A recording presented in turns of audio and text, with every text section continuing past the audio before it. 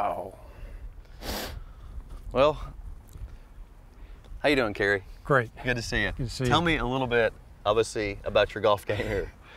Well, that could be a representative of a normal bunker shot for me at times. Sometimes I hit them good, sometimes I don't. I get long, short, hit the lips, that kind of stuff. And your handicap is? I'm a 10. You're a 10, and you've been all the way down to a 6, and now it's been kind of coming back up. And you got a bunch of people in your family that play golf, and you always tell them.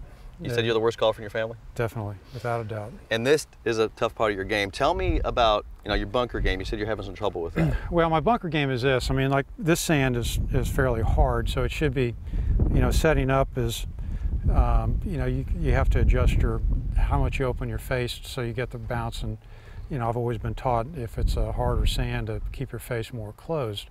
And of course, if I open your face, then you bounce more and you get this kind of result. Right, so conventional wedges, and we're looking at some pretty, sometimes you get soft sand, sometimes you get hard sand, and the more you open the blade, the more bounce you get. Right, and for a guy who plays, I mean, I play a pretty good amount of golf, and I play in a very nice country club, and even there, the bunkers, the sands are not consistent. And so, adjusting and figuring out, I don't get to practice enough to understand or develop a good feel for what is the right amount that your face should be open or closed. Right, and I think that's a problem for a lot of golfers, is just opening the blade. Here, check this club out. This is the Moe Norman Sandy Andy wedge. Now, a little bit of information about this club. If you look at it, bring the head up here for a second. Sure. So what you can see is that it has a leading edge. There's a little grind in the club, and then they have the bounce behind here. Right. So this club is actually designed where you don't have to open the blade, and it should bounce through the sand.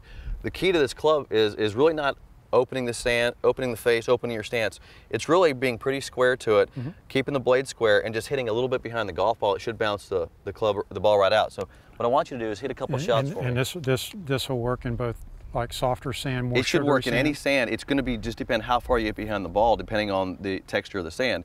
So what I want you to do on this is pretty firm sand. We'll hit one from here, we'll hit one from there. Hit it from the firm sand here, and just hit a little behind the golf ball and see if it doesn't pop it right out of there. Okay. And just keep it square, and that's the tough thing, is just learning that the thing will actually bounce right out of there with the square blade.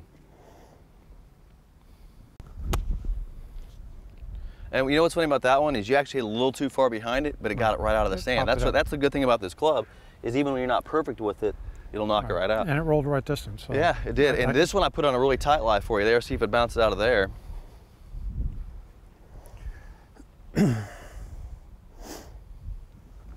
Great, it's perfect. Now let's come back here. We'll go a little softer sand.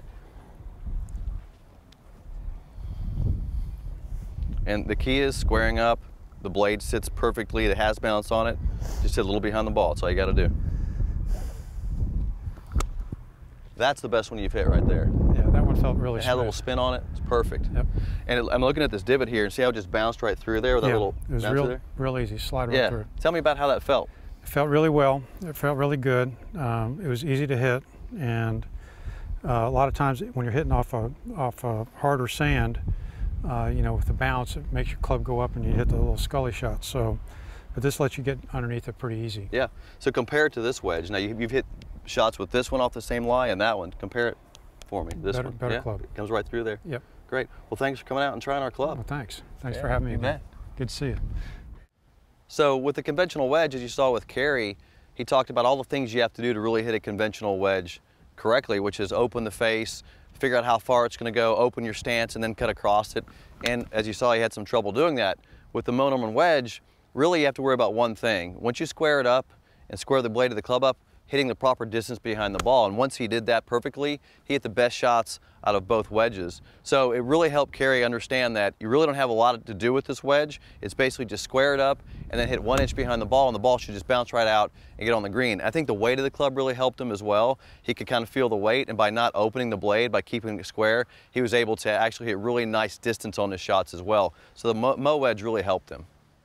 And this is the first time I've had a chance to use the Sandy Andy, and I found it to be a very easy club to hit out of the bunker. It has a lot of bounce. It lets you set up very squarely, and you could see when you hit the ball that it gives you the right distance in the sand as it's tracking through. And the Sandy Andy lets you just make the same swing every time, to get you out of the bunker. I think the only difference you're going to have to do is the length of your swing depending on the distance you want to hit the Sandy Andy. The Sandy Andy is a definite game improvement tool that will help reduce your scores.